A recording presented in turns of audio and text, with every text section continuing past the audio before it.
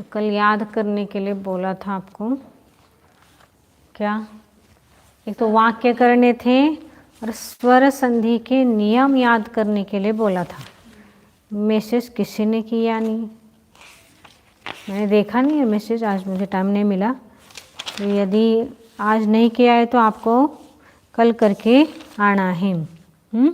तो उसमें अभी आपको पहला नियम आज कल मैसेज दे देना क्या हमने कल किया है स्वर नियम, तो मैं उसका एक बार रिवीजन करेंगे, कल करेंगे, लेकिन क्योंकि अभी आपने किए नहीं किए पता नहीं है मुझे, तो आप एक बार कर देना।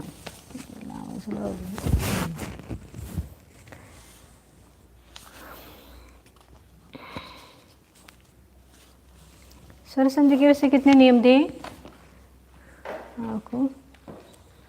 स्वर संधि के नियम, यन संधि का एक नियम दिया है। सात नियम है स्वर संधि के। स्वर संधि में गुण संधि आती है ना? हाँ हाँ, स्वर संधि में गुण संधि 10 है, 10 तो वहाँ पर अभी पहले इसको एक बार करो आप। गुण संधि तो विसर्ग संधि है, हाँ गुण संधि भी इसमें ही आएगी। स्वर संधि में कल पूछते हैं, आप आज याद करो फिर एक बार उसको, क्योंकि बहुत सारे लोगों ने किया नहीं है, तो आज टाइम दे रहे तो आप वाक्य करो पहले। कितने वाक्य किए थे कल? शायद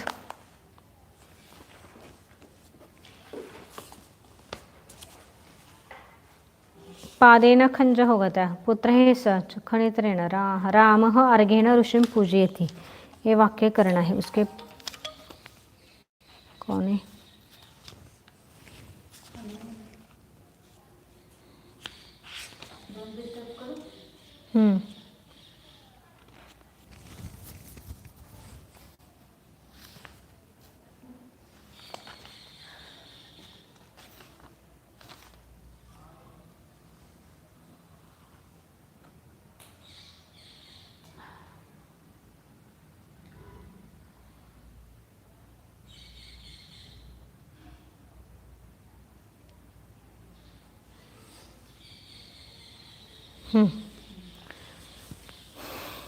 स्वर संधि के नियम कल करके लाना है। मैसेज कम लोगों का है इसलिए आज नहीं ले रहे, तो आप कल करके लाना उसको। हाँ, तो अभी एक वाक्य है आपको, कवयः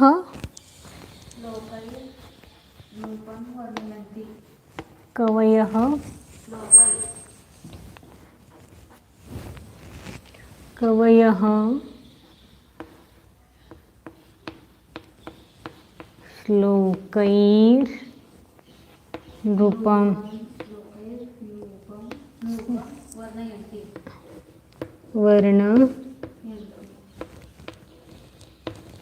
वर्णयन्ति। कर्ता कौन है? कर्ता कवि, तो एक वर्णयन्ति कौन से विभक्ति का कौन सा वचन है? प्रथम पुरुष का बहुवचन है। मूल धातु क्या है? वर्ण। कौन से गण का है? दशम गण का है।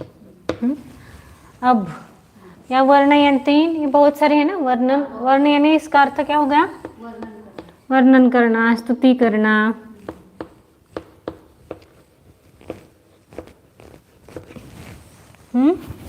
अब इसके बाद क्या आता है यहाँ पर? एक तो वर्णयन्ति यानी प्रथमा का बहुवचन है। अब यहाँ पर बहुवचन कौन है कि प्रथमा विभक्ति का बहुवचन? तो कवयः। यह बहुवचन है तो कर्ता भी बहुवचन होना चाहिए।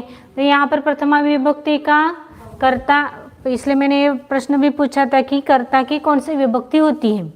कर्ता की प्रथमा, तो प्रथमा विभक्ति का यहाँ पर ये बहुवचनी, तो ये भी बहुवचनी होना चाहिए। तो कौन सा है बहुवचन प्रथमा विभक्ति का? यहाँ पर मूल शब्द है कवि ही, यानी कवि का बहुवचन कवयः हुआ। अब यहाँ पर क्या है? र है, तो क्या पढ़ना है वहाँ पर? स्लो, ये इस र का विसर्ग किया। हाँ, हाँ, यहाँ पर और ये नृपम। तो एक कवि ही, एक कवयः मूल शब्द, इस कवि का कवयः बना है। यहाँ पर मूल शब्द आज निकाला नहीं ना, इसको मूल शब्द निकालो पहले यहाँ से। इसका मूल शब्द क्या है? श्लोक, श्लोक। हाँ, और यहाँ पर मूल शब्द क्या है? नृपः। अब इस कवि का यह कवयः बना, श्लोका श्लोकैहि, यानी श्लोक जब तक तब तक चलाओ जब तक श्लोकैहि नहीं आता है। श्लोकः, श्लोकौ, श्लोकाः प्रथमा, श्लोकम, श्लोकौ, श्लोकान् द्वितीया, श्लोकेन, श्लोकाभ्याम, श्लोकैः, यानी तृतीया विभक्ति का बहुवचन है श्लो, क्योंकि यहाँ पर आई ये दिख रहे हैं ना, तो यहाँ पर श्लोकैहि यानी ये तृतीया। और यहाँ पर रूपक की कौन सी विभक्ति है? द्वितीया का एक वचन। हाँ, नृप शब्द का एक वचन और वर्णयंती। ए पूरा। अब यहाँ पर विसर्ग कारक क्यों हुआ? तो विसर्ग के पूर्व में क्या है? ऐ है। तो विसर्ग के पूर्व में क्या होने पर और विसर्ग के आगे क्या होने पर विसर्ग का यह र बना है? विसर्ग के पूर्व में ऐ है। हाँ, विसर्ग पूरा नियम बताना है ना। विसर्ग के पूर्व में अ आ को छोड़कर कोई भी स्वर, यानी कौन सा स्वर है? ऐ है। और आगे क्या है? तो विसर्ग का र होता है। र बना। अब ये कवयः कितने लोग हैं? कवि बहुत सारे। बहुत सारे। तो कवि, श्लोक यानी कविता, कविता। तो कितनी कविताएं हैं? बहुत सारे। और कितने कौन सी विभक्ति है? बहुवचन। विभक्ति कौन सी है? तृतीया विभक्ति। तृतीया विभक्ति है। तो तृतीया विभक्ति को हिंदी में क्या लगाते हैं? से अथवा द्वारा। हाँ, तो से या द्वारा लगाते हैं। तो यहाँ पर तृतीया विभक्ति का बहुवचन तो बहुत सारे हैं। तो कविताओं के द्वारा,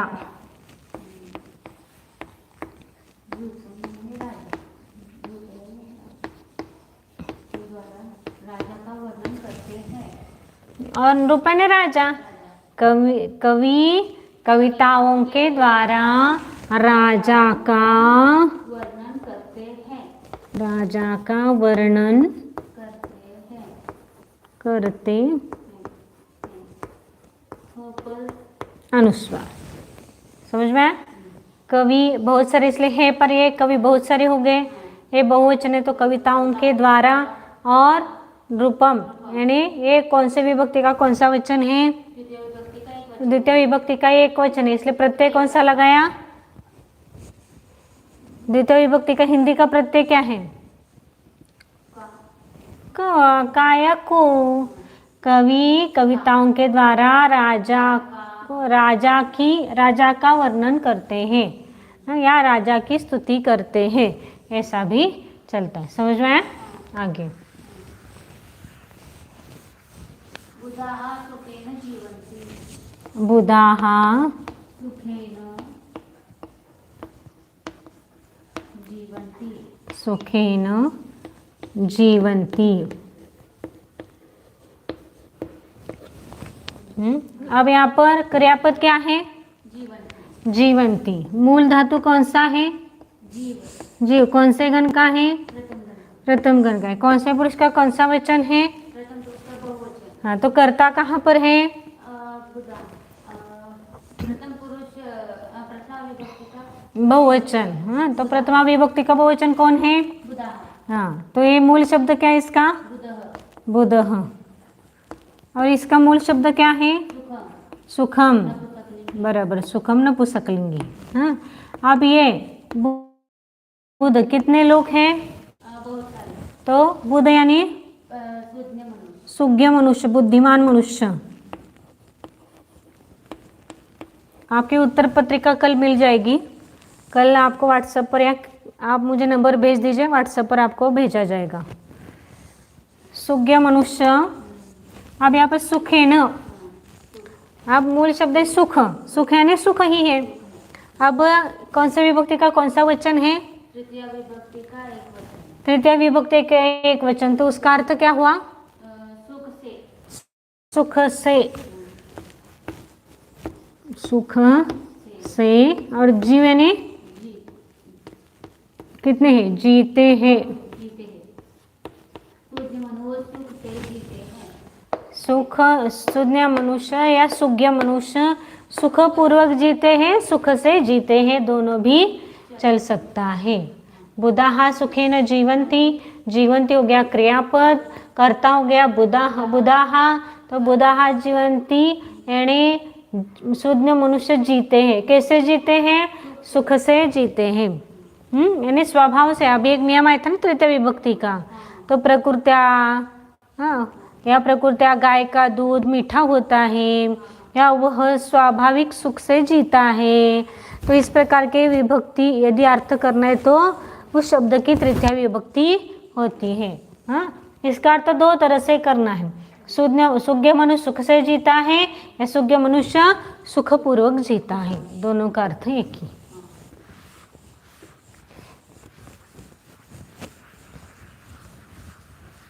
दिसते ना व्यवस्थित? नेत्राभ्याम आगे, नेत्राभ्याम पश्यन्ति जनः, नेत्राभ्याम पश्यन्ति पश्यन्ति जनः, जन नहीं, जनः चाहिए, यदि होगा तो गलत हुआ होगा, जनः। पर क्रियापद क्या है? पश्यन्ति। मूल धातु कौन सा है? दृश्य पश्य, दृश्य पश्य देखना। पश्य। कौन से गण का है? प्रथम गण का है। अब कितने लोग हैं? बहुत सारे। हाँ, अब यहाँ पर कर्ता कौन है? जनः। किसकी देखना कि प्रथमा विभक्ति किस शब्द की है? तो प्रथमा विभक्ति किसकी है? जनः। अब मूल शब्द बताओ पहले। तो यहाँ पर जनः। जनः है, जन है, तो ये प्रथमा इस जन शब्द का प्रथमा विभक्ति क्या होती है? तो उसके लिए बोलो पहले। जनः, जनौ और जनाहा, तो प्रथमा विभक्ति का बहुवचन हो गया। हाँ, तो इसका जन यानी लोग, दृश्य पश्य यानी देखना, तो लोग देखते हैं। आप किसको कैसे देखते हैं वो आप बता रहे। यहाँ पर मूल शब्द क्या है? नेत्रम। आप नेत्रम चलाओ, कहाँ तक चलाओ? जब तक नेत्राभ्याम नहीं होता है तब तक चलाओ। तो नेत्रम, नेत्रे, नेत्रानी, नेत्रम नपुंसकलिंगी है। नेत्रम, नेत्रे, नेत्रानी प्रथमा, नेत्रम, नेत्रे नी द्वितीया। अब यहाँ पर पहले तो हमने कर्ता निकाला ही है, क्रियापद निकाला है, तो यहाँ पर क्या होना चाहिए वो आगे देखेंगे। तो नेत्रम द्वितीय हो गई। अब नेत्रेण, नेत्राभ्याम, नेत्रैहि, तो नेत्राभ्याम में आ गए ना यहाँ पर। तो कौन से विभक्ति का कौन सा वचन है? तृतीय विभक्ति का दो वचन, यानी कितने हो गए? आँख, आँख, ये नेत्र यानी आँख, आँख। अब जन है ना, तो पहले जन लोग दो नेत्रों के द्वारा, लोग दो आंखों के द्वारा, नेत्रों के द्वारा देखते हैं।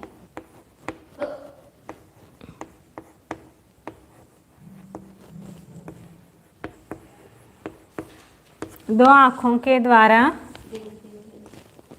देखते हैं।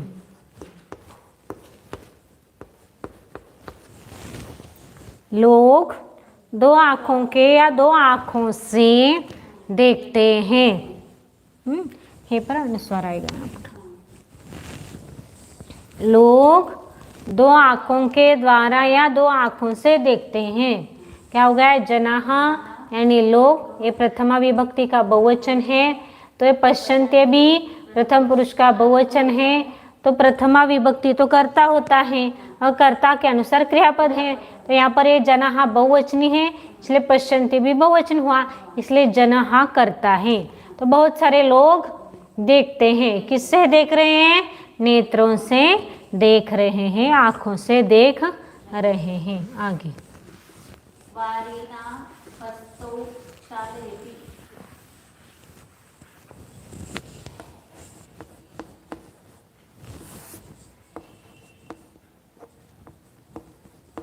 वारिना हस्तौ हस्तौ चालयति,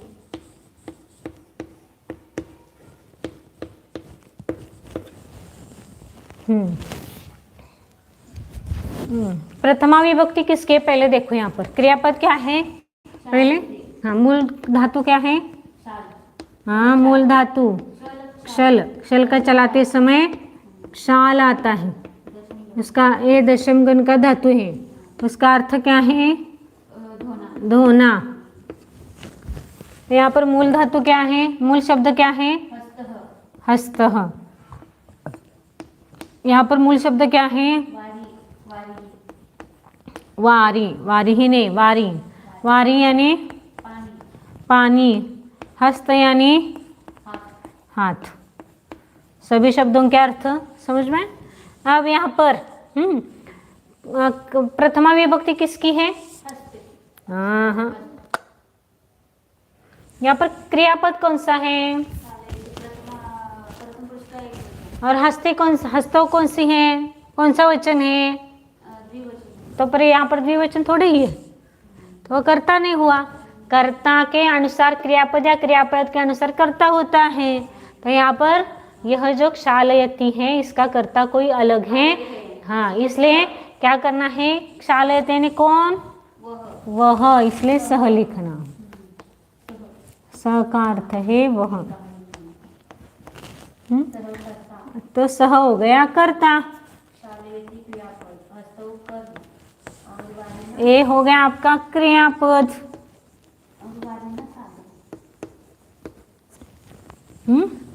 कर्ता और क्रियापद। तो धोना यह क्रिया किस पर समाप्त हो रही है, हाथ पर। तो हाथ हो गया क्रियापद कर्म। और किससे धो रहे हो, साधन क्या है पानी, तो पानी हो गया करण या साधन कहो। अब इसके अनुसार अर्थ करो। कर्ता कौन है वह, तो वह। अब ये वारी शब्द है मूल, वारी शब्द चलाओ शब्द पहले तो। हाँ, तो कहाँ तक चलाना है, जब तक वारीना नहीं आता है तब तक। तो वारी, वारिनी, वारीनी प्रथमा, वारी, वारिनी, वारीनी द्वितीया, और वारीना आया तृतीय विभक्ति का एक वचन। तो तृतीय विभक्ति को एक वचन के लिए हिंदी में प्रत्यय क्या है से या द्वारा। तो यहाँ पर वारी शब्द का अर्थ है पानी, तो पानी से, पानी से। अब हस्त मूल शब्द है, जब तक हस्त नहीं आता है तब तक, क्योंकि कर्म है ना, तो कर्म में कौन सी विभक्ति होती है द्वितीय। तो चलाओ, हस्तः, हस्तौ, हस्ताः प्रथमा, हस्तम, हस्तौ। तो हस्तौ आया, तो एक द्वितीय विभक्ति का द्विवचन है, तो कितने हाथ हो गए वह दो। और यहाँ पर कर्म है ना, तो कर्म के लिए हिंदी में कौन सा प्रत्यय लगता है को। वह पानी से दोनों हाथों को, दो हाथों को चलता है, दोनों हाथों को धोता है। और ये धोना, ये धोता है।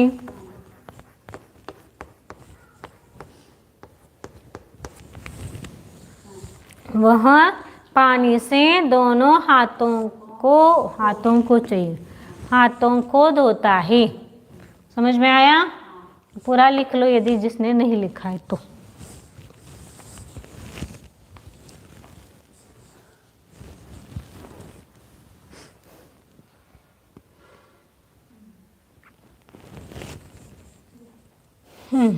आगे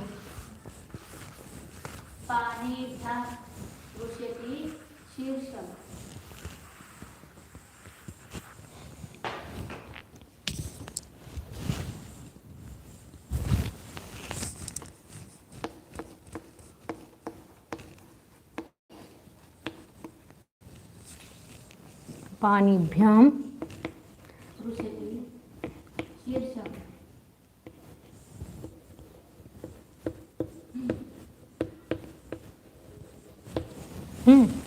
अब क्रियापद क्या है स्पृशति। मूल धातु क्या है स्पृश का मतलब क्या है, कौन से गण का है।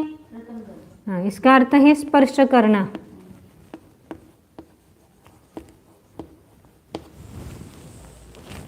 हाँ, अब प्रथमा विभक्ति किसकी है? स्पृशति की है। हाँ, शीर्षम नहीं है यहाँ पर। शीर्ष स्पर्श करता है, आँख क्या मस्तक स्पर्श है। हाँ, तो वो क्या है वहाँ पर? स्पर्श क्या मस्तक स्पर्श कर रहा है किसी को? तो स्पर्श शीर्ष नहीं हो सकता है, तो फिर कौन दूसरा कोई होगा कि क्या है उसका फिर? तो सह, प्रथम पुरुष का एक वचन। स का अर्थ है वह हो गया कर्ता, स्पर्श करना हो गया क्रियापद, और शीर्षम अब ये कर्ता और क्रियापद निकला। अब कर्म क्या है? यह स्पर्श करना क्रिया कहाँ पर समाप्त हो रही है? किस पर समाप्त हो रही है? मस्तक पर, यानी मस्तक को स्पर्श करा। तो ये हो गया, मूल शब्द क्या है इसमें? शीर्षम, नपुंसकलिंग है ना? हाँ, और ये हो गया कर्म। अब क्या बचा यहाँ पर? मूल शब्द क्या है?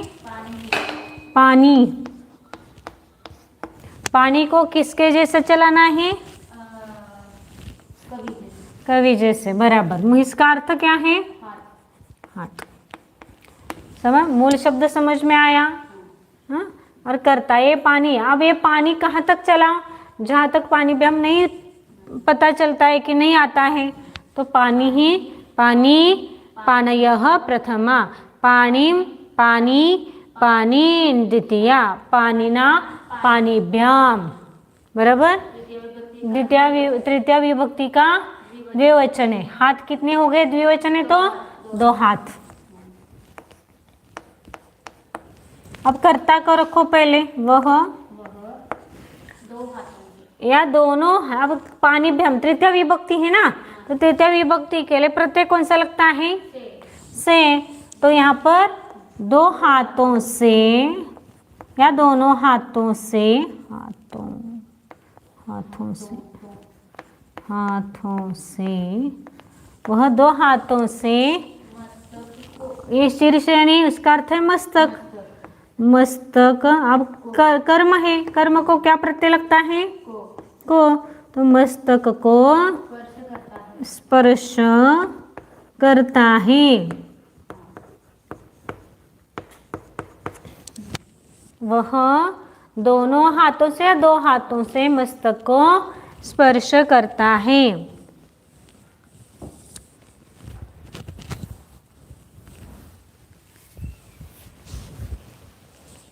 ये लिखो आगे का वाक्य। सिंह नखैः गजान धारयति। सिंहो नखैर्गजान धारयति।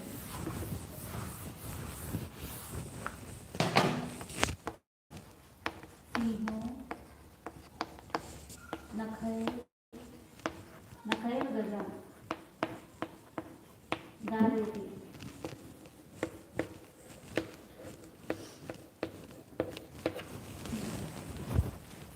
अब सिंह, यहाँ पर यहाँ कौन सा शब्द है? धारयति। ये क्या है? क्रियापद। पहले लिखो फिर आपको, ये हो गया क्रियापद। पहले ये कैसे पढ़ेंगे? पढ़ेंगे कैसे? किसका? इसको अलग अभी पढ़ दिखाते हैं ना, क्रियापद होगा ना। तो क्रियापद मूल धातु कौन सा है? ध्रुव, और उसका दार है। अब कौन सा है? दशमगण है। हाँ, अब इसका अर्थ क्या है? फाड़ना, विदारण करना, नहीं फाड़ना ही, विदारना। अब कर्ता कौन है? पहले तो देखो कि वह कौन से पुरुष का कौन सा वचन है? प्रथम पुरुष का एक वचन है। तो यहाँ पर अब ये एक वचनी है, तो क्रियापद कौन सा एक वचनी है वो देखो। पहले आपको संधि के नियम बताए हैं कि यहाँ पर यदि वो दिख रहा है तो वहाँ पर क्या लिखना है? तो सिंह।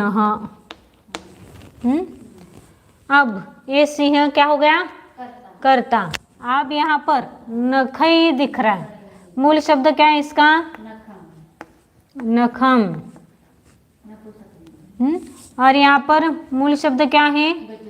गजह गजह। और यहाँ पर सिंह शब्द है। हाँ, अब यहाँ पर क्रियापद दारयति है। अब कर्ता यानी कौन हो गया कि ये क्वेश्चन किसका आ रहा है उसको देखो। तो पहले तो इसको क्या, मैं इसको लिख रही हूँ, सिंह यानी सिंह होता है। अब नखम की कौन सी विभक्ति है? प्रथमा हाँ हाँ, नख। अब ये नखम प्रथमा विभक्ति है, लेकिन यहाँ पर कौन सी विभक्ति है? नख शब्द की यहाँ पर आई दिख रहा है और यहाँ पर आगे र है, तो क्या होना चाहिए? विसर्ग हाँ, तो इसका विसर्ग करो। तो ये नीचे लिख रही हूँ, सिंह हाँ नखैहि। अब गज, गज है तो ये जहाँ तक इसको बोलने, कहाँ तक बोलो जहाँ तक गजान प्राप्त नहीं होता है। तो गजह गजौ गजहा प्रथमा, गजम गजौ गजान द्वितीय, यानी कौन से? ये क्या है? विभक्ति का बहुवचन यानी द्वितीय विभक्ति यानी कर्म है, और ये न साधन है। करण या साधन है। तो सिंह नखैहि गाजान गजान दारयति धारयति। तो सिंह, इसका अर्थ क्या हो गया? अब यहाँ पर विसर्ग के पूर्व में क्या है? आई है, को छोड़कर कोई भी स्वर है। तो और आगे मृदु व्यंजन है ये तो विसर्ग का का र होता है। ये आगे लिखा, और यहाँ पर क्या है? विसर्ग के पूर्व में अ है, और आगे आगे मृदु व्यंजन है, अ अथवा मृदु व्यंजन, मृदु व्यंजन है तो विसर्ग का ऊ होता है। और आगे का अ और पीछे का उ मिलकर ओ होता है। तो इसलिए ओ बन गए यहाँ पर। तो इसलिए जहाँ ओ दिखता है वहाँ पर विसर्ग करो, जहाँ पर र दिख रहा है आगे तो विसर्ग करना है।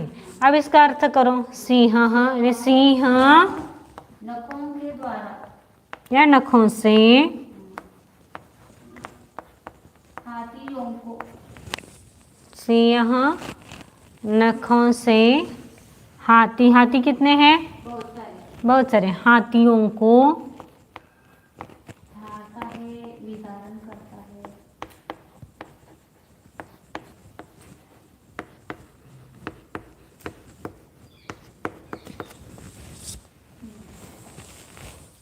सिंह नखों से हाथियों को फाड़ता है, लिखना है इसको।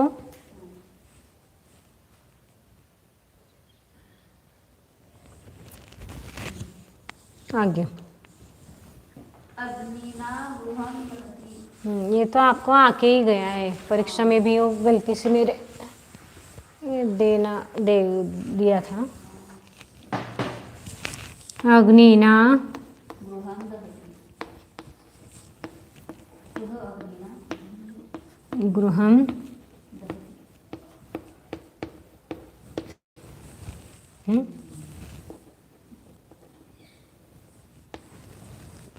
कौन जल रहा है? तो घर, घर ये हो गया क्रियापद। द्वितीय विभक्ति किसकी है क्या यहाँ पर? वह अग्नि से। कर्ता कौन है? सह। क्यों? क्योंकि यहाँ पर गृहम ये कर्म है, जलना यह क्रिया किस पर समाप्त हो रही है? घर पर, इसलिए घर हो गया कर्म। अब ये अग्निना है, तो अग्निना कौन सी विभक्ति है? मूल शब्द बताओ।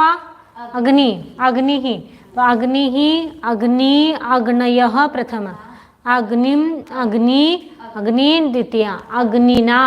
तो अग्निना यानी कौन सी विभक्ति हो गई? तृतीय विभक्ति। तृतीय विभक्ति का एक वचन, तो ये क्या हो गया? करण, करण या साधन। और कौन कर रहा है? सह यानी वह, ये हो गया कर्ता। वे वह अग्नि यानी अग्नि के द्वारा या अग्नि से घर को जलाता है।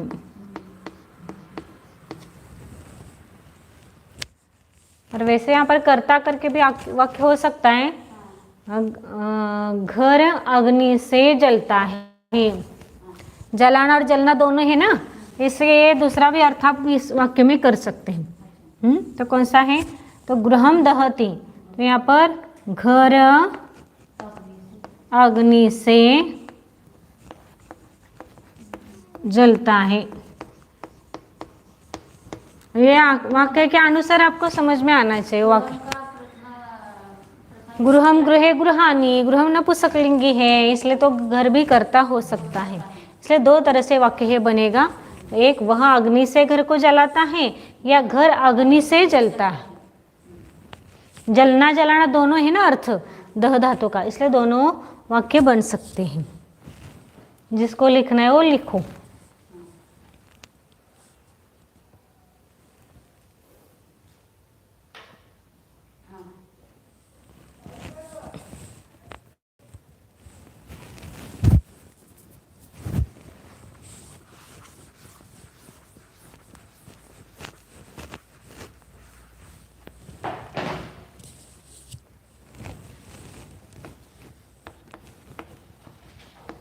बुधः शास्त्रैस्तत्त्वं गच्छति, तत्त्वं नवगच्छति,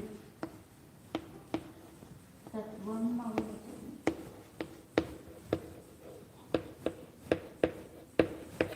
इसका संधि विच्छेद करो पहले, तो ये तो पहला बुध ही है। बुधः शास्त्रैहि, अब यहाँ पर स है, तो आपने एक नियम अभी पढ़ा है कि यहाँ पर शास्त्र शब्द की कौन सी विभक्ति आ सकती है।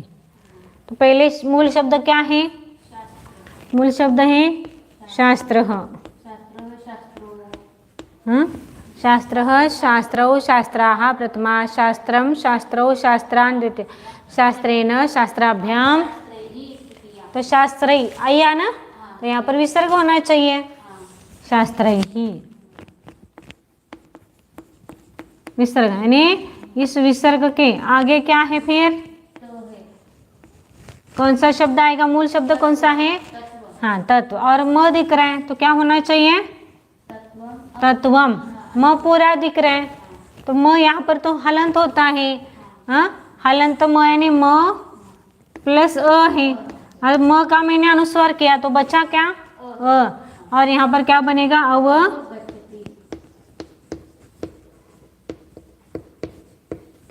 अवगच्छति। अब क्रियापद कौन सा है, ये हो गया क्रियापद। धातु कौन सा है, मूल अव प्लस अव प्लस मूल गम, गम का गच्छ बनता है, कौन से गण का है, प्रथम गण, यानी इसका अर्थ क्या है, जानना।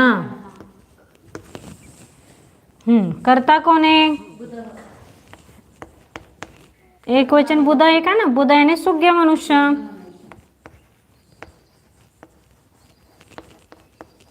शास्त्रैहि तृतीया विभक्ति, इसलिए वो करण है। तृतीय विभक्ति शास्त्र ही है, ये हो गया करण, और तत्वम क्या हो गया, तृतीया विभक्ति इसलिए कर्म। कर्म है।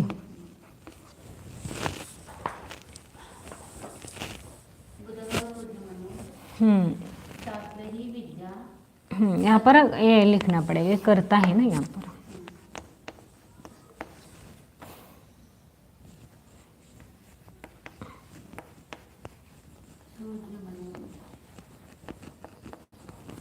शोधनीय मनुष्य, अब शास्त्र ही करण है, तो करण के लिए कौन सी विभक्ति, कौन सा प्रत्यय आता है हिंदी में, से द्वारा, तो शास्त्रों से, के द्वारा भी आता है। हाँ शास्त्रों से चलते, शास्त्रों के द्वारा। अब तत्व है, हाँ तत्व है सच्चाई, तो कर्म है, कर्म को हिंदी में क्या लगता है, को लगता है, तो सच्चा, सच्चाई को सच्चाई को जानता जानता है।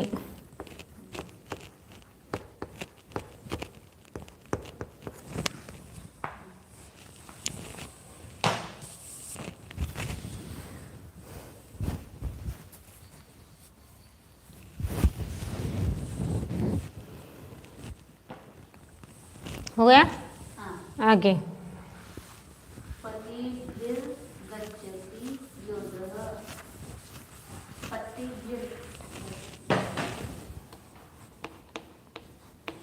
पतिभिर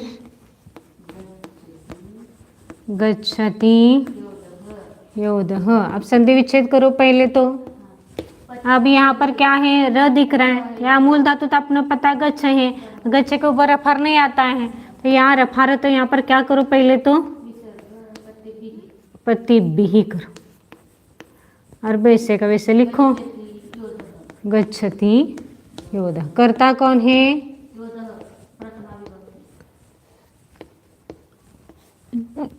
प्रथमा विभक्ति योधः की है, प्रथमा विभक्ति का तो योध यानी योध का अर्थ है लड़ने वाला।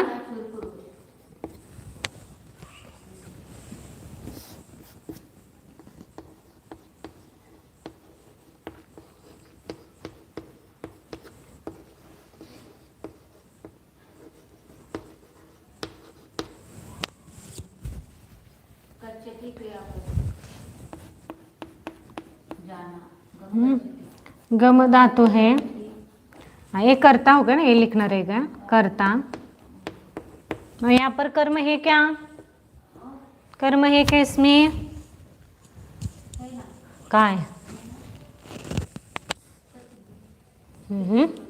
पहले यहाँ पर एक गम गच्छ, कौन से गण का है? प्रथम गण का है। और यहाँ पर मूल शब्द क्या है? पत्ती ही। पत्ती शब्द चलाओ।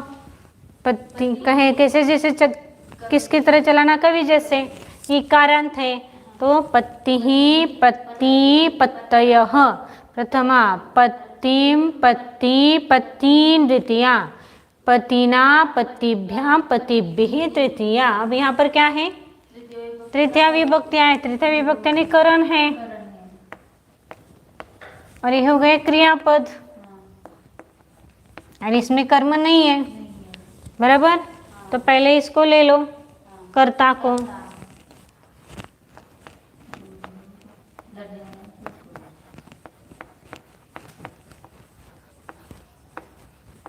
लड़ने वाला शूर पुरुष। पत्ती यानी सैनिक, पैदल सिपाही। फिर ये कितने हैं सिपाही? पत्ती भी है ना, तृतीया का बहुवचन है। तो सिपाहियों के द्वारा या सिपाहियों से, हाँ, क्या करता है? गम गच्छाने जाता है। लड़ने वाला शूर पुरुष पैदल सैनिकों के साथ, पैदल सैनिकों के द्वारा जाता है ने सैनिकों के साथ जाता है। पैदल सैनिकों के साथ जाता है। ये भाव लिखा है, यदि शब्दशः लिखना है आपको तो लड़ने वाला शूर पुरुष पैदल सैनिकों से जाता है, यानी उनके साथ जाता है। अब यहाँ पर साथ यह गर्भित है, तो यहाँ पर आपको उसमें लिखना पड़ेगा, या आपको शब्द है लेकिन वो लिख सकते हैं ऐसा, पैदल सैनिकों के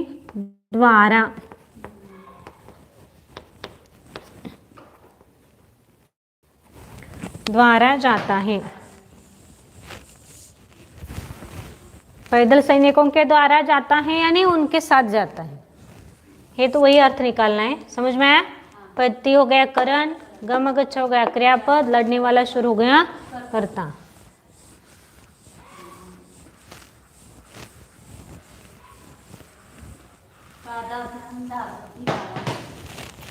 पादाभ्याम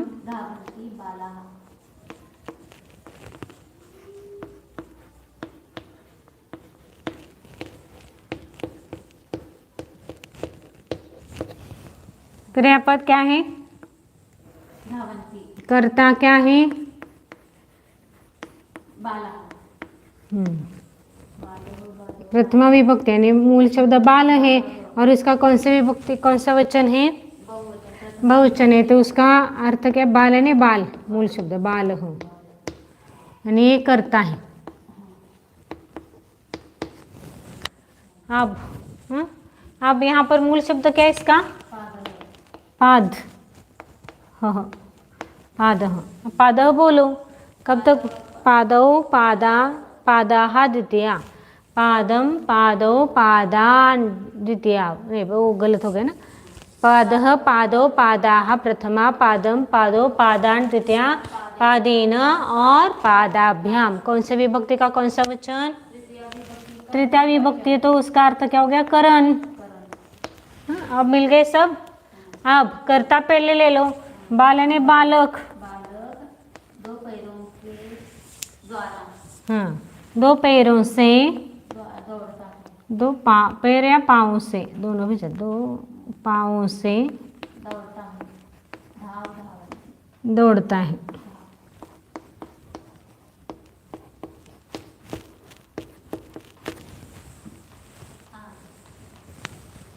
अब आगे पुण्येन हरिं पश्यन्ति ये हो गया।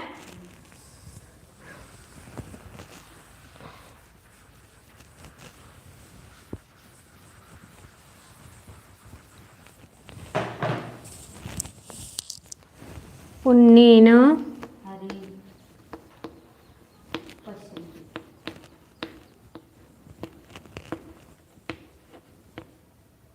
पश्यन्ति, पश्यन्ति पश्यति चाहिए, पश्यन्ति लिखा होगा तो गलत है, पश्यति चाहिए। पश्यन्ति लिखा तो भी कुछ गलत नहीं है, लेकिन वो अब पुस्तक में मेरी पश्यति है। क्रियापद क्या है? पश्यति मूल दृश्य पश्य दृश्य पश्य, कौन सा गण? प्रथम गण उसका अर्थ, देखना और ये क्या है? क्रियापद क्रियापद। कौन देखता है? कौन ये करता? वह यानी सह सह, तो उसका अर्थ है वह हो गया कर्ता कर्ता। कर्ता और क्रियापद मिल गया। अब देखना, यह क्रिया किस पर समाप्त हो रही है? हरि हरि। हरि क्या हो गया फिर? कर्म कर्म।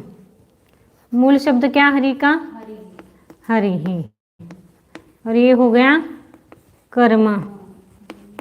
अब ये मूल शब्द क्या है? पुण्य पुण्यम।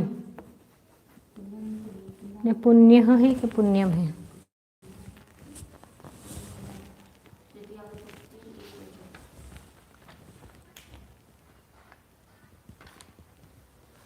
पुण्यम नपुंसक लिंग है ना, बराबर, पुण्यम बरोबर है। तो ये पुण्यम ये एक वचन हो गया। अब पुण्य बोलो, कहाँ तक बोलना है? जब तक पुण्य न प्राप्त नहीं होता है तब तक बोलो। हाँ, पुण्य पुण्यम पुण्ये पुण्यानि प्रथमा, पुण्यम पुण्ये पुण्यानि द्वितीया, पुण्येन, तो पुण्येन आया तृतीया विभक्ति का एक वचन, तो ये हो गया करण। कर्ता कौन है? वह, तो वह पहले लिखा मैंने। उसके बाद क्या लिया कि वह हरि ही, हरि यानी कौन सा? ये कर्म। तो हिंदी में कर्म को क्या लगता है? को लगता है। तो यहाँ पर मूल शब्द हरि है ना, तो वह हो गया हरि को। पुण्य से यानी सुकर्म के द्वारा या पुण्य से लिखो, वह हरि को पुण्य से देखता, चलते देखता है।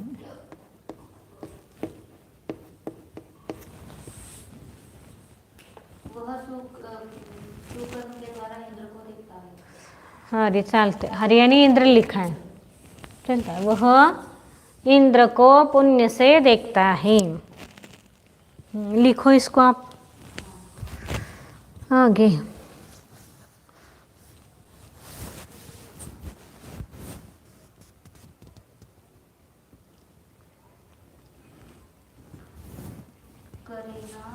आगे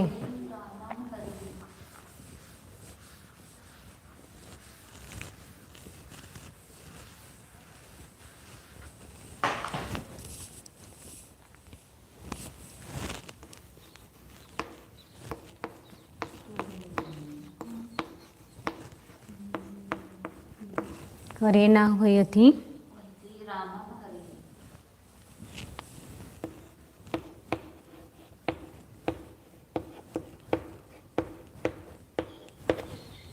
हरिः क्रियापद आप निकालो। क्रियापद कर्ता कौन है?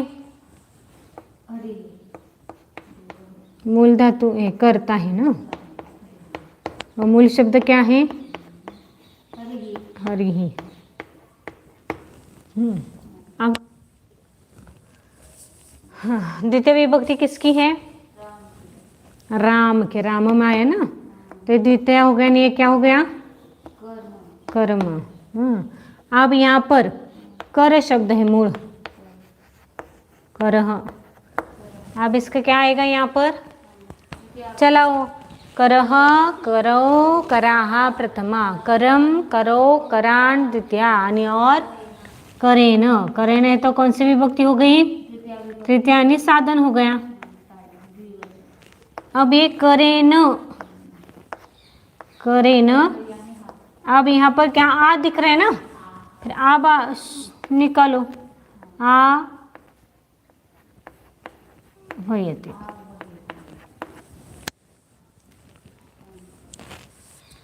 क्योंकि अभी आपने ह्रस्व अथवा दीर्घ स्वरों के आगे उसी जाति का ह्रस्व अथवा दीर्घ स्वर आ जाए तो दीर्घ होता है, इसलिए दीर्घ संधि अ प्लस आ बराबर, यहाँ पर अ है करण में और प्लस आ है, तो इन दोनों को मिलाकर आ ही बनता है। और ये आ प्लस वे धातु है, ये तो मैंने अभी निकाला आपको दिखाने के लिए। तो करेन आह्वयति रामम, ये क्रियापद हो गया ना अभी ये पर। ये क्या मूल क्रियापद? आ प्लस वे का चलाते समय वय बनता है, प्रथम गण का है। तो आह्वयति रामम,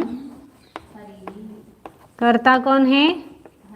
हरि। तो ये हरि या इंद्र का राजा क्या लिखा है? तो यहाँ पर हरि लिखती हूँ मैं। हरि, हरि कर यानी, हाँ, तो ये कर यानी कौन सी विभक्ति है? तृतीय विभक्ति का एक वचन है, तो तृतीय विभक्ति के लिए हिंदी में क्या लगेगा? के द्वारा। तो हाँ, कर यानी हाथ, हाथ से। हाँ? अब कर्म कौन है? राम। रामम कर्म है, हिंदी में क्या लगाना है कर्म को? तो उसका क्या बनेगा? राम को। और आ प्लस वे धातु का अर्थ क्या है? बुलाना। हरि हाथ से राम को बुलाता है।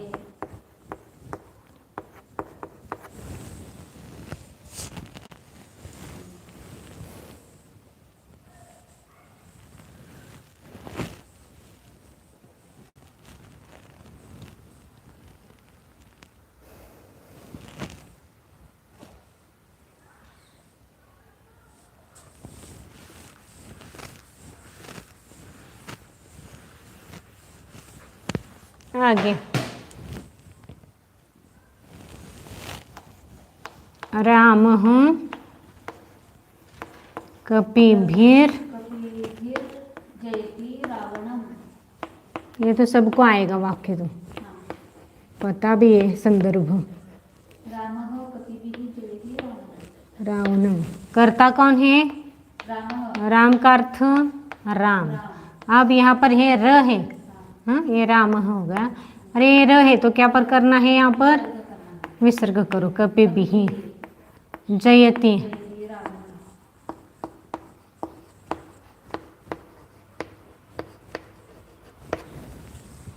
कर्ता राम हो गया।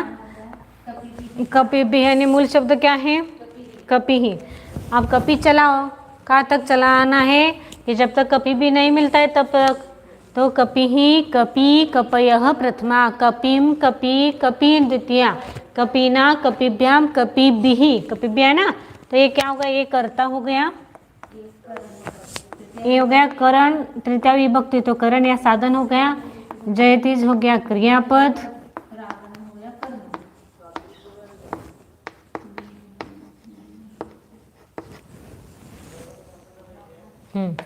तो राम राम बंदरों के द्वारा, बंदरों के रावण पर जय प्राप्त करता है। रावण को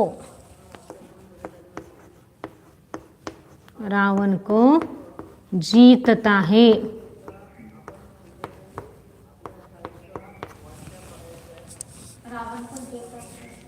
रावण पर विजय प्राप्त करता है। चलता है आगे। गोत्रेण कौशिको। एक मिनट, ये लिखना है तो जिनको लिखना है वो लिखो पहले तो।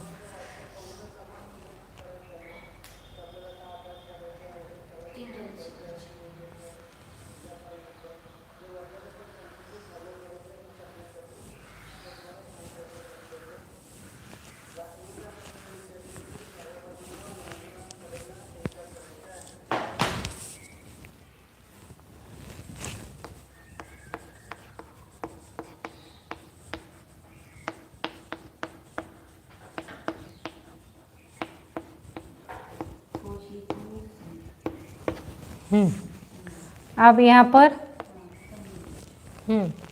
ये गोत्रेण तो गोत्रेण ही लिखो पहले तो।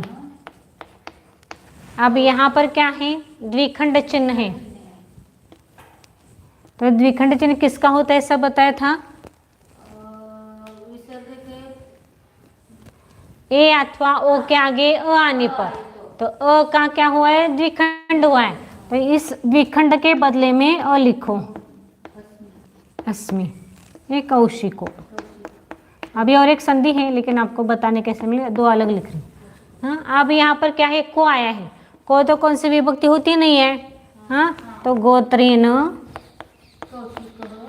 अब ये ओ है तो उसका भी क्या करना है, विसर्ग करना है। कौशी कह। कर्ता कौन है, अस्मि है तो कौन है कर्ता, अस्मि। हाँ, अहम यानी मैं, अहम यानी मैं गोत्रेण। गोत्रेण कौन सी विभक्ति है, कौन सी विभक्ति का कौन सा वचन, एक वचन। तो उसका अर्थ क्या है, गोत्र, कुल। मैं गोत्र से या कुल से कौशिक, कुशक का वंशज, ऐसा लिखो चलेगा।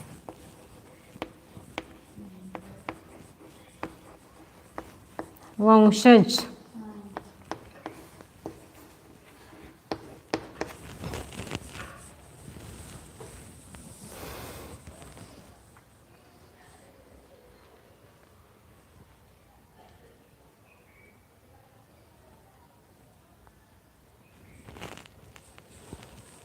आगे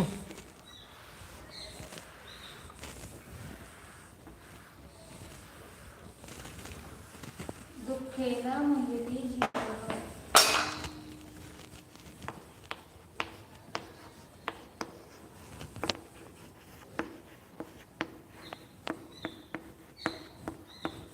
कर्ता, प्रथमा विभक्ति किस, कर्ता। क्रियापद, मुह्यति क्रियापद। दुःखेन कर्म। मूल शब्द क्या है, दुःखम। दुखम। अब ये दुखम है तो उसको चलाओ। तो दुखम दुखे दुखानी, दुखम दुखे दुख, दुखम दुखे दुखानी, दुखम दुखे दुखानी द्वितीया, और दुखेन। दुखेन है तो कौन सा है, तृतीय विभक्ति। तो तृतीय विभक्ति का एक वचन, एक करण हो गया पर एक करण। अब कर्ता को पहले ले लो, जीव, जीव, दुख, दुख है ना, दुख, दुख से, तृतीय विभक्ति तो से लगाया, दुख से पागल होता है, मूर्छित होता है।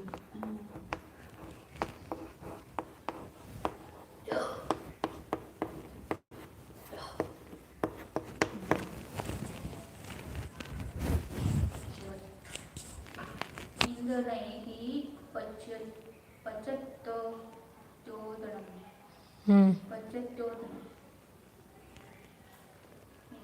तौ इंधनैः पचतः। हो गया। इसके आगे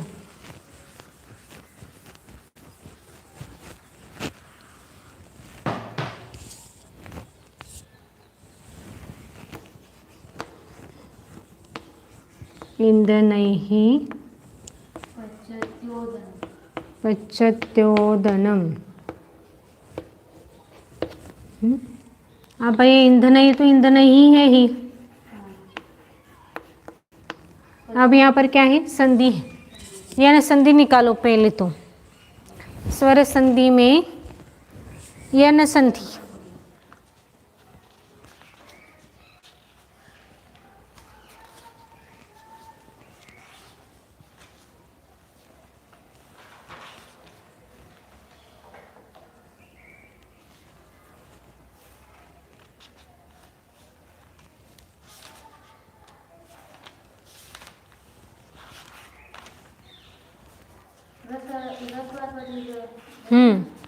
ह्रस्व दीर्घ ई ऊ रू लू। तो ये पहले नियम लिखवाया है और आप वहाँ पर यदि नहीं लिखा तो यन संधि करके लिखो। लिखवाया है यहाँ पर यन संधि, ऐसा लिखवाया है मुझे याद नहीं, तो आप यन संधि। तो क्या? ह्रस्व दीर्घ, ह्रस्व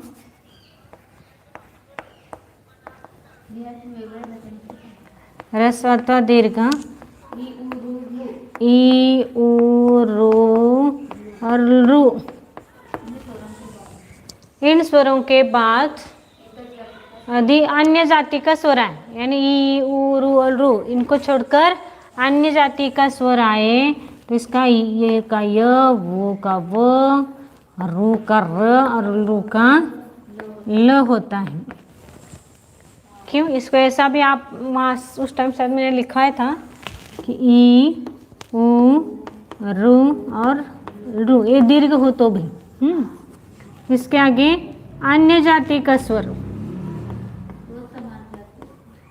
या समान जाति यानी ई को छोड़कर बाकी स्वर है तो क्रम से य व र ल होता है।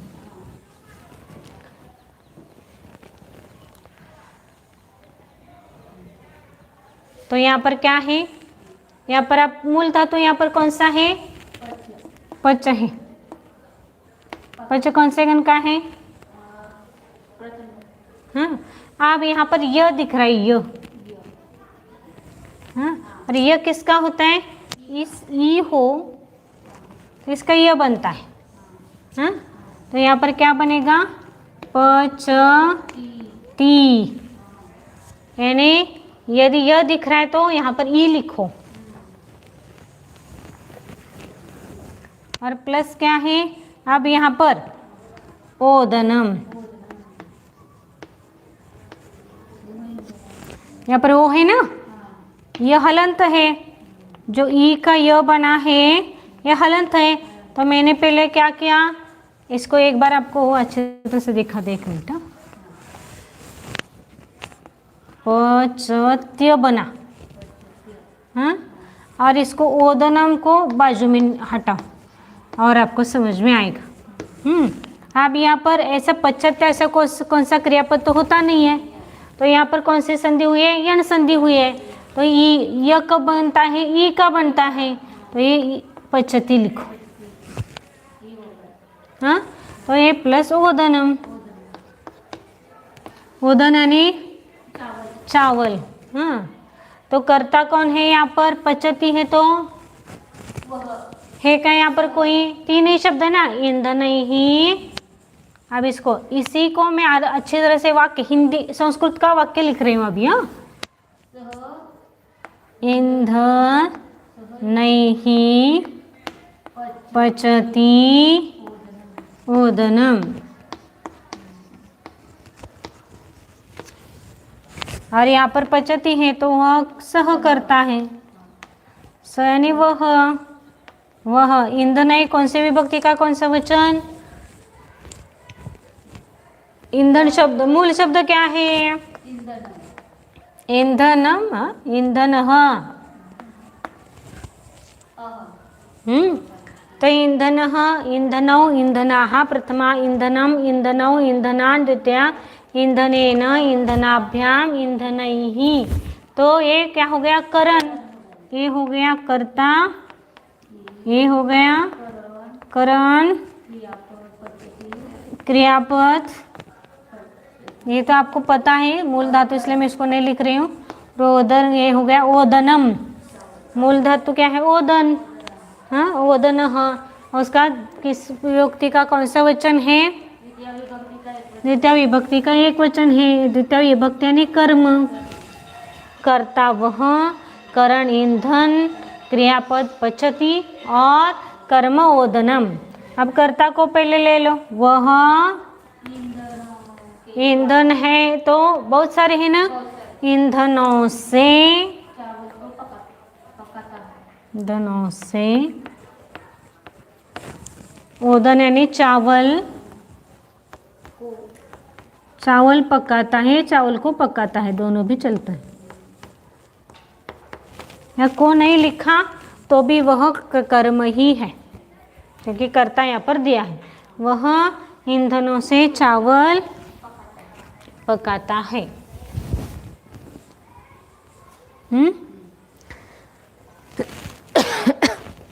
इस प्रकार आपके वाक्य हो गए। एक वाक्य है वो थोड़ा सा कल बताते उसको, क्योंकि उसको नियम सहित बताना है। तो अभी आपके पास टाइम ख़त्म हो गया है। सिर्फ एक दो वाक्य मैं अभी बोलूँगी, उसके बाद आपको हिंदी के वाक्य करने हैं। अब बड़े बड़े वाक्य आएंगे तो घबराना मत क्योंकि अभी 2-3 वाक्य तो ऐसे ही आएंगे और उसके बाद आपको बनाना आ जाएगा। राम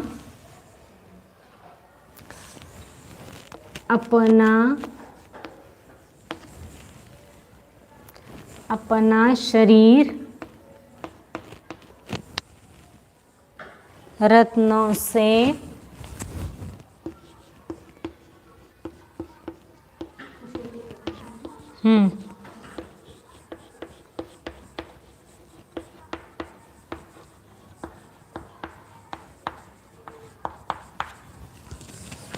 इसमें कर्ता कर्म क्रियापद खोजो, सब अच्छा हो जाएगा आपका। अब क्रियापद क्या है पूरा, क्रियापद। कर्ता कौन सुशोभित कर रहा है, राम हो गया, राम हो गया कर्ता, सुशोभित होना हो गया, और अब अपना शरीर रत्नों से, रत्नों से आया ना, तो कौन सी विभक्ति आएगी, तृतीय विभक्ति यानी करण। अभी उसमें मूल शब्द डाल दो पूरा। तो यहाँ पर एक करता है, इसका एक कितने राम है, तो राम बना। अब अपना यानी अपने के लिए स्व शब्द आता है। अब स्व शरीर नहीं, करण नहीं आएगा ना यहाँ पर, ये सिर्फ करण एक ही आएगा। अपना शरीर, ये रत्नों से आए ना, एक वाक्य नहीं है, तो रत्नों से आ गए करण। और सुशोभित करना, यह क्रियापद किस पर समाप्त हो रही है, शरीर पर। शरीर हो गया कर्म, बराबर। ये थोड़ा सा रह गया था मेरे। तो अब ये कर्म है। आप शरीर के लिए मूल देह है, तो देह पुल्लिंगी है नपुंसकलिंगी है, पुल्लिंगी है। तो यहाँ पर अपना शरीर यानी अपने शरीर को सुशोभित करता है। किसको कर रहा है, शरीर को कर रहा है। तो शरीर हो गया कर्म। तो कर्म कितने हैं, एक है, दो है, कितने हैं, एक है। तो इसका कर्म का प्रथम देह शब्द का कर्म का एक वचन क्या होता है, देह, देहो, देहा, देहम।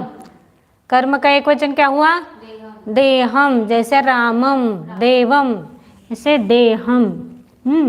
अब रत्न, रत्न के लिए कौन सा शब्द आया है, रत्न के लिए, रत्न के लिए कौन सा शब्द आया है, मनी। अब मनी कितने हैं, मनी, हाँ। अब से है तो करण है, तो करण में बहुत बहुवचन है, तो तृतीया तो बोलो यहाँ पर कहाँ तक बोलना है? तृतीय विभक्ति के बहुवचन तक। मनिहि मनी मनयः प्रथमा, मनी मनी मनी द्वितीया, ना मनिभ्याम मनिभिः तृतीया। और सुशोभित करने के लिए धातु कौन सा है? भूषा। तो कितना है? कर्ता एक वचन है तो क्रियापद भी एक वचन आए तो भूषयति। रामः स्वदेहं मणिभिः भूषयति। अब यहाँ पर रामः के आगे अ है और आगे स है तो संधि होगी क्या?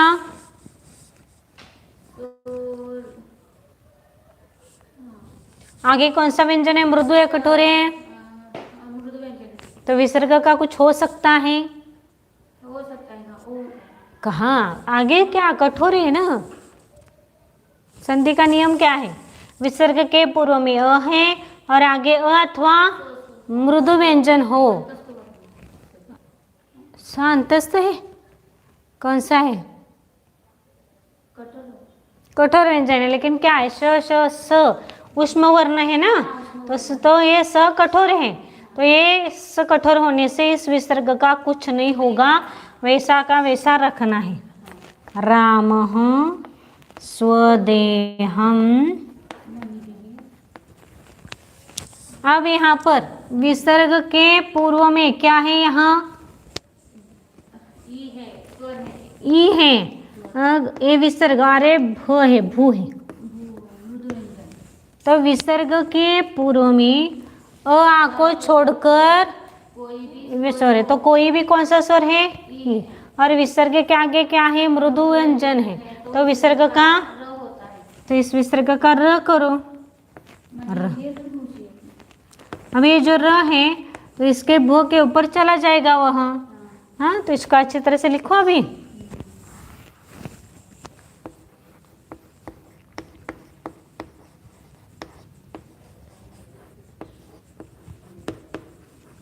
ऐसी संधि करनी है। आपका टाइम खत्म हो गया है वैसे तो। टाइम कमी वाले बाकी के वाक्य कल करते। कल के लिए स्टडी क्या बताई है? स्वर संधि के नियम याद करना है। और ये जिनको याद नहीं हो रहा है उनको कम से कम कल भी बोला था कि 10 बार पढ़ना। विसर्ग संधि और स्वर संधि दोनों। विसर्ग संधि तो और व्यंजन संधि दोनों भी पहले ही बोला था। अब स्वर संधि बोलते, स्वर संधि अच्छी तरह से करनी है। एक और संधि आएगी वो कल बताएंगे आपको, अभी आने वाली है उसको, इसलिए मैंने आज नहीं बताया उसको, तो कल बताएंगे।